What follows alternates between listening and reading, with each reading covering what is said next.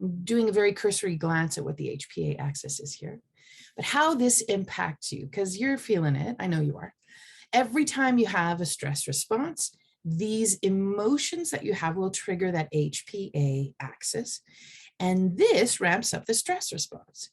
But remember when we were talking about the saber-toothed tiger reaction is the same as inflammation, is the same as the stress response, is the same as an autoimmune condition, is the same as a chronic disease, is the same as trauma, is the same as histamine.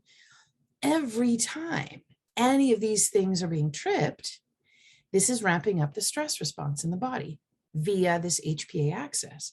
And every time you do that, you start to hamper your thyroid, the main engine. And now this makes you go to your backup generator, the adrenals. So this is how it works.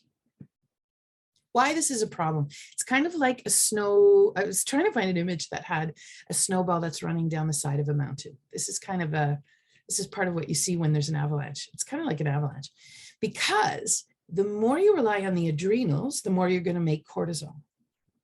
Now, the more you make cortisol, the more you're tripping that stress response, because cortisol begets more cortisol, actually.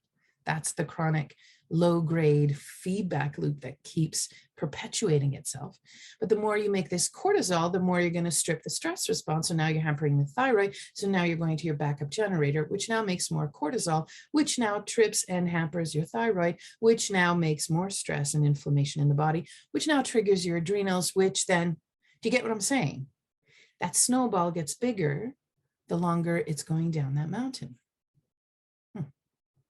And that's actually what the issue is. When we are talking about adrenal issues, it is in big part the stress response, extra burden on the adrenals, but the thyroid is keenly involved here.